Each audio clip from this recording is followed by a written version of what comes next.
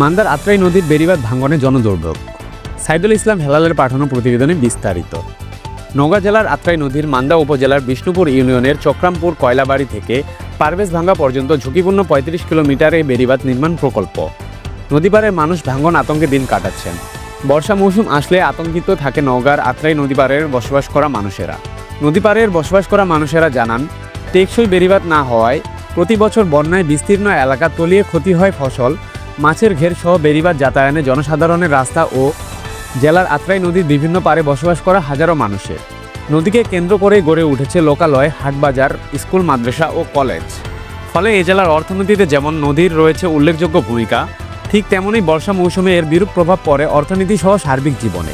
বর্ষা মৌসুমে যখন নদীর তীরবর্তী এলাকায় পানি নামতে শুরু করে, তখন নদীর স্রোত আরও বেড়ে যায়। ফলে ভাঙতে শুরু হয় নদীর পাড় ও বেড়িবাঁধ। এতে ক্ষতিগ্রস্ত হয় হাটবাজার, লোকালয়, এমনকি শিক্ষা প্রতিষ্ঠান ও বাড়িঘর। এলাকাবাসী জানান, আরো ৫-৭টা গ্রাম আছে, এই গ্রাম মানুষজন যাইতে পারে না, এই রাস্তা খুব সমস্যা। সরকার থেকে একটু এই রাস্তাটা বান্ধা দিলে একটু ভালো হতো। যা পশ্চিম সাইড পর্যন্ত ৪টা-৫টা গ্রাম, এই গ্রামে অনেক লোক বসবাস করি আমরা।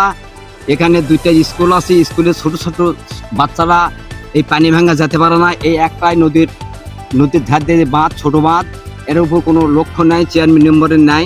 এখানে দেখেন দৃশ্য ভেঙে গেছে। আমাদের একটা বাজার আছে, সে বাজারে আমরা যেতে পারি না। এই রাস্তাতে বাজারে শুধু একটা সাইকেল বা মোটর সাইকেল যাওয়ার কোনো পরিবেশ নাই, গরু বাছুর যাওয়ার মতো কোনো পরিবেশ নেই। এই দেখুন সামান্য একটু চান্দি আছে, এই চান্দিটা যদি বৃষ্টি ভেঙে যায় তাহলে আমরা 4-5টা গ্রাম এই পশ্চিম গ্রামে আসতে পারবো না। আমাদের বেড়িবাঁধ, সেই বেড়িবাঁধটা আমাদের ভেঙে গেছে, তা আমরা চলাচল করতে পারতেছি না, এবং আমাদের ছেলে মেয়ে যে স্কুলে যাবে তাও যেতে পারতেছে না। দয়া করিয়া আমাদের এই রাস্তাটা অতি তাড়াতাড়ি সংস্কার করার জন্য সরকারের কাছে আমাদের আবেদন। বর্ষায় উজান থেকে নেমে আসা বন্যার পানিতে বেড়িবাঁধ ভাঙনের সৃষ্টি হয়, তারপর নেমে আসে আমাদের জনদুর্ভোগ। তাই বেড়িবাঁধ টিকসই করে নির্মাণ করা দরকার। টিকসই না হওয়ার ফলে প্রতিনিয়ত আমরা জোয়ারের পানিতে ভাসি। আমার এলাকায় প্রোডাকশন বাঁধ অর্থাৎ নদী বিলীন যে বাঁধটা, দাসপাড়া চক্রামপুর কয়লাবাড়ি, প্রায় 4 কিলো একটা প্রোডাকশন বেড়িবাঁধ। এই বেড়িবাঁধের নদী বিলীন যে জায়গাটা মোটামুটি 500 ফিট গত 20 সালে ভেঙে যায়। ভেঙে যাওয়ার পরে আমরা পুনরায় ওখানে সংস্কার করার পরে আবারও ভেঙে যায়। যাওয়ার পরে আবারও এই গত মোটামুটি হলো মাস 3-4 মাস পূর্বে আবারও সরকার কিছু বরাদ্দ দিয়ে ওইখানে বান্ধা হয়, কিন্তু এখন আবারও পানি, নতুন বান্ধা, মাটিগুলা ভালো টিকা যাচ্ছে না, জন্য এখন আবারও প্রায় 50-70 ফিটের মতো রাস্তা এমনভাবে ধসে যাচ্ছে নতুন মাটি যার জন্য করে। আমি সরকারের দৃষ্টি আকর্ষণ করছি যে এই জায়গাতে আপাতত বাঁশ বস্তা দিয়ে বাইন্ধে আপাতত এই এলাকাতে প্রায় 1,500 থেকে 2,000 পরিবার পানিবন্দী হয়ে আছে। এই পানিটা বের হতেও পারছে না, লোকজন হাঁটা চলা করতে পারছে না। এর পাশাপাশি যে জোকাত হইতে যোধবাজার থেকে যে অবজার বাঁধ পান্দাইঘাড়া পর্যন্ত, যেটা আমার মান্দার এরিয়া মিঠাপুর, যা জোকা থেকে যে প্রোডাকশন বাঁধটা বটতলি যায় অর্থাৎ সরবাড়ি যা ভিড়ে গেছে কয়লাবাড়ি হয়ে, এটাকে জোকা থেকে যে অবদার রাস্তা, এটাতেও লোকজন যাতায়াত করার কোনো অবস্থা নাই, অনুপযোগী হয়ে আছে মাটি কাদয়ে। যার জন্য করে ওই বেড়িবাঁধটা ভালো ছিল। বেড়িবাঁধ দিয়ে পলার বাড়ি থেকে শুরু করে কয়লাবাড়ি, চক্রামপুর, দাসপাড়ার লোকজন জোকা হাটে আসছিল। এটা এখন এমন অবস্থা আছে ভাঙ্গা কোনো সাইকেল, মোটর সাইকেল হাঁটে যাওয়ার পরিবেশ নাই।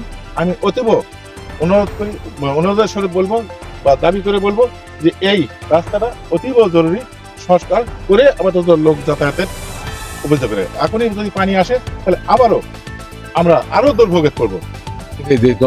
রাস্তার দুর্ভোগ, সে এখানে আমাদের প্রতিষ্ঠান আছে অনেকগুলো, মনে করেন হাই স্কুল, মাদ্রাসা, প্রাইমারি, হাফিজিয়া মাদ্রাসা, কলেজ, 10 ডিগ্রি কলেজ আছে। ছাত্ররা নিয়মিত আসতে পারে না, যেতে পারে না, রাস্তার দুর্ভোগ, চলাচল হাঁটে আসতে পারে না, গাড়ি নিয়ে আসতে পারে না। এই রাস্তাগুলি দ্রুত সংস্কার করা দরকার। আমি জনপ্রশাসনকে অনুরোধ করব এই রাস্তাগুলি দ্রুতভাবে থেকে আমি প্রশাসনকে জানাতে চাচ্ছি যে এই রাস্তাগুলো দ্রুত যেন হয়। আমরা এখানে মান্দা উপজেলার বিষ্ণুপুর ইউনিয়নের স্কুল শিক্ষক রফিক হোসেন ও প্যানেল চেয়ারম্যান মোহাম্মদ আব্দুল সালাম বলেন, বেড়িবাঁধ টিকসই না হওয়ার কারণে সামান্য জোয়ারের পানিতেই এগুলো ভেঙে পড়ে। স্থায়ী টিকসই বেড়িবাঁধ না হলে এই দুর্ভোগ কখনোই যাবে না। এবং যেহেতু এটা মানুষের চলাচলের জন্য একটা এসেনশিয়াল একটা রাস্তা, তো সেই ক্ষেত্রে পানি নামার পরে আমি আমার প্রকল্প বাস্তবায়ন কর্মকর্তা সহ আরো যারা স্থানীয় প্রতিনিধি এবং ওই এলাকার যিনি প্রশাসক হিসেবে দায়িত্ব পালন করছেন তাকে নিয়ে আমরা স্থানটা ভিজিট করে যেভাবে সংস্কার করে দিলে মানুষের যাতায়াতের জন্য সুবিধা হবে আমরা সেভাবে করে দেব। এই বিষয়ে আমরা তৎপর আছি এবং দ্রুত আমরা ব্যবস্থা নিব। এই বিষয়ে মান্দা উপজেলার নির্বাহী অফিসার আক্তার জাহান ছাতি বলেন, মানুষের জীবনমান রক্ষায় বেশ কিছু নতুন বেড়িবাঁধ নির্মাণ করা হয়েছে এবং প্রকল্প কর্মকর্তাকে তদন্তের জন্য বলা হয়েছে। বরাদ্দ পেলে ক্ষতিগ্রস্ত বাকি বেড়িবাঁধগুলোকেও মেরামত করা হবে।